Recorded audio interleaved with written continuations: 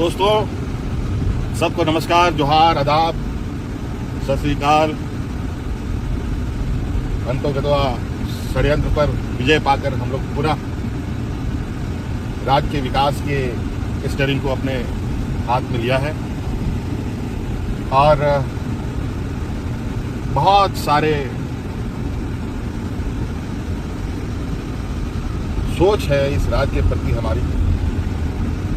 यहाँ के आदिवासी, यहाँ के दलित, यहाँ के पिछड़े, यहाँ के अल्पसंख्यक, यहाँ के गरीब, यहाँ के जंगल जमीन। साथियों, झारखंड बहुत ही अपने आप में देश में एक अलग राज्य है। एक ऐसा राज्य जहाँ कहने को तो इस राज्य को लोग सोने की चिड़िया कहते हैं, लेकिन बहुत तकलीफ और दुख के साथ कहना पड़ता है कि आज के दिन में भी इस राज्य के लोग 2 वक्त के अनाज के लिए संघर्ष करते हैं, पलायन करते हैं।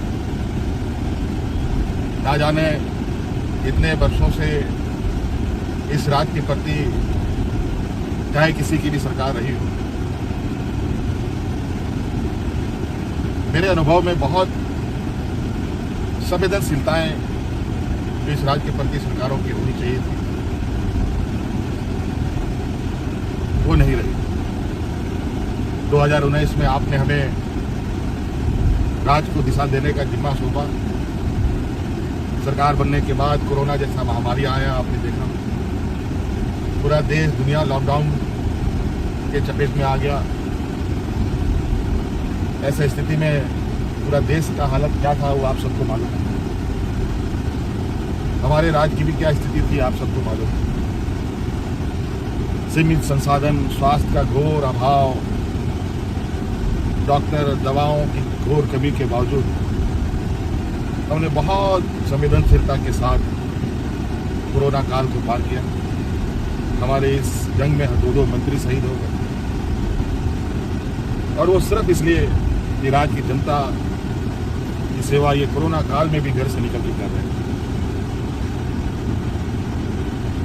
उसके बाद कई राजनीतिक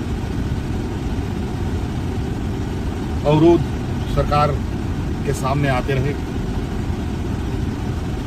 सरकार को गिराना, विधायकों को खरीद फरोख्त करना, झूठे मुकदमे में फंसाना, एक अजीब सी राजनीति वर्तमान समय में स्थापित हुई पड़ी है।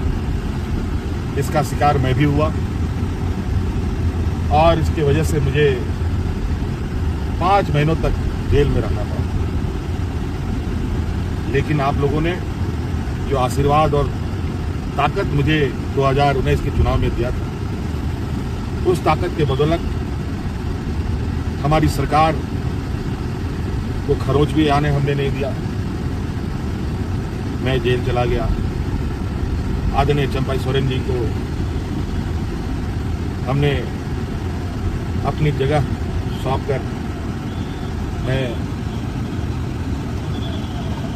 कोतवाल जेल में चला गया और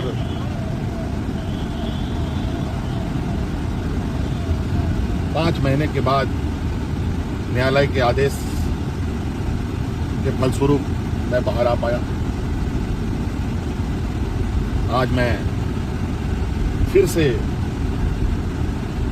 इस राज्य की दिशा को देने के लिए जो मैंने 2019 में ही संकल्प लिया था, उसको पूरा करने के लिए आपके सामने आया। साथियों,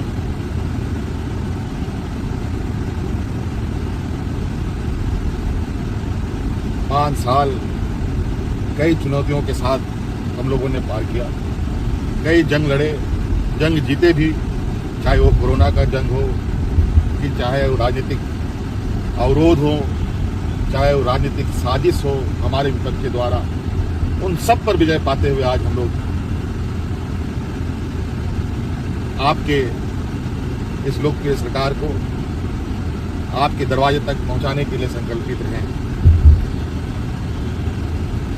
बहुत सारी चुनौती इस राज्य में है, बहुत सारी विषयों पर काम करने की आवश्यकता है। चाहे वो किसानों के लिए हो, ग्रामीण क्षेत्रों के लिए हो, हमारे आने वाले नौजवानों के स्कूलों के विषय की बात हो, चाहे हमारे पढ़े लिखे नौजवानों को रोजगार को लेकर बात हो, चाहे राज्य में स्वास्थ्य व्यवस्था को लेकर, चाहे वो राज्य में आधारभूत संरचनाओं को, सभी क्षेत्रों में काम करने की आवश्यकता है। आप देख रहे हैं वर्तमान केंद्र सरकार की नीतियों की वजह से किस तरीके से रोजगार दिन ब दिन घट रहे हैं। छोटे मझोले उद्योग बंद होते जा रहे हैं। बड़े पैमाने पर उद्योग जो छोटे मझोले हैं वो देश छोड़ के बाहर निकल रहे हैं, दूसरे देशों में अपना रोजगार कर रहे हैं और हमारे यहाँ के नौजवान भटकने के लिए तैयार हैं, मजबूर हैं। साथियों,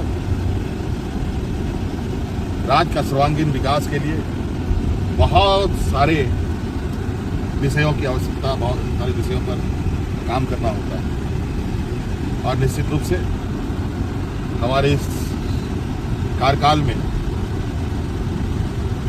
आपको इस बात का जरूर एहसास होगा कि वर्तमान सरकार की सोच और उद्देश्य क्या है और किस रास्ते ये सरकार आगे बढ़ेगी। निश्चित रूप से हमारा वादा झारखंड के मूलवासी आदिवासियों के प्रति है। हमारी प्राथमिकता हमारे मूलवासी आदिवासी और हम हर हाल में उनके लिए और हर वर्ग के लिए काम अब तेजी से करेंगे और जो आपका अधिकार है,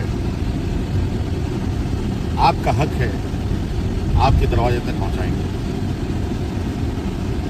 झारखंड के लोग काफी स्वाभिमानी होते हैं। ये वीरों का राज्य भी है और हर कोने, हर चौराहे में आप हमारे वीर वीरांगनाओं के आप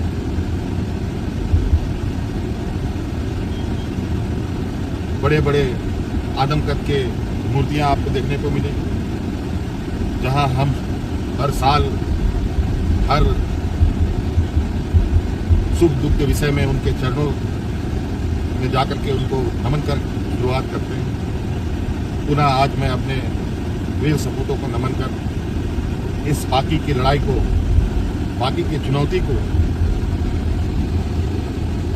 पार करने के लिए फिर से मैं तैयार हुआ हूं। हमें बहुत